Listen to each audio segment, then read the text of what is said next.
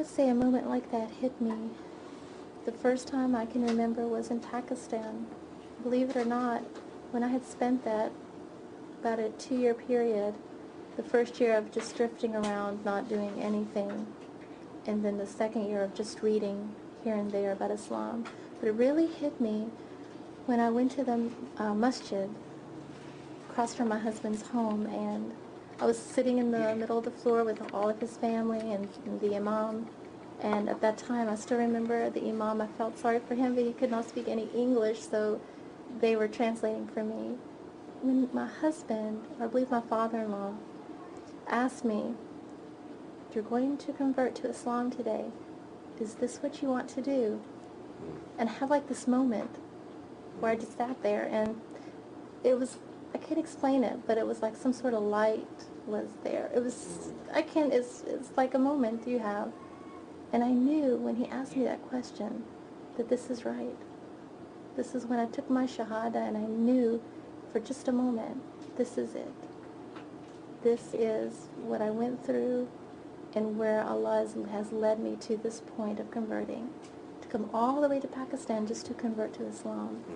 But that was the moment when I knew, when I sat there and took Shahada, and I looked around at everyone that was sitting there, my in-laws that I had met for the first time, and so many things were happening, and no one had ever met me, so, and everyone was so kind to me, which was a true blessing to go there as a stranger. Your parents were there with you in Pakistan when you first took Shahada? No, none of my family went. Okay. And believe it or not, they were very concerned about me going there because they knew nothing about the culture there. The religion they were very unfamiliar with. And they were just worried about me going that far away and not knowing anyone. So they were not with me, just my in-laws and my sister-in-laws. Okay, absolutely. I'm going to ask you to, as we wrap this up, look into your crystal ball here for a moment. How do you think Islam will look 20 years from now in the United States, or perhaps when your children are ready to marry? How do you think Islam will appear, ethnically speaking or population-wise, however you want to map it out for me? That is a question that, is not up to me to even think about something like that or to decide. We don't have no idea, what Allah subhanahu wa ta'ala, what He plans for us. No one knows that.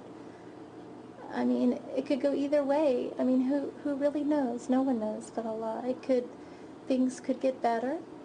There could be a new generation coming up, and if there's a lot of prophecies that talk about Islam becoming the dominant faith, because more and more people will realize that it's the truth and will convert. So we have hadiths and prophecies, to read upon and to reflect. That's what I go by. Any sort of prophecy from any of the prophets, I believe is the truth. So that's what I look at. Hopefully that it will grow and it'll be for all over the world, not just one ethnic group, but for everyone, and maybe more and more, maybe more than any other country. We don't know. That's right. We don't know. Absolutely. It's incumbent upon Muslims to learn and to acquire knowledge. I'm sure you've been very busy reading since becoming a Muslim. Might you share some books with our audience this evening, or some books that have impressed you, or any particular author that a Muslim, or rather a person thinking of becoming a Muslim, might investigate and read? Oh, the books that I have are from Pakistan, and I feel very bad that the names, I did not write it down. I feel very bad about that. I want to say Zakaria, it's one of the scholars from Pakistan, and I believe the two books that I have are, if I'm not mistaken, they're very old. Maybe they're 150, 200 years back. I think so, what I'm reading. And I had brought a book with me. One was How to Say Your Prayers. It is here, this one, if I may get it. This one by Maulana Muhtarim Fahim Usami. This is the book that I've had since the day I took my Shahada. I'm from Pakistan. And this taught me all of my prayers. There were no pictures in here how to pray. So I can tell you that I had to ask a lot of questions and keep my prayer book on a pillow on the floor to learn how to pray. You mentioned the Quran in our chat this afternoon. Was it difficult for you to understand the Quran? To be honest with you, I understood the Quran clearer than I think any book I have ever read.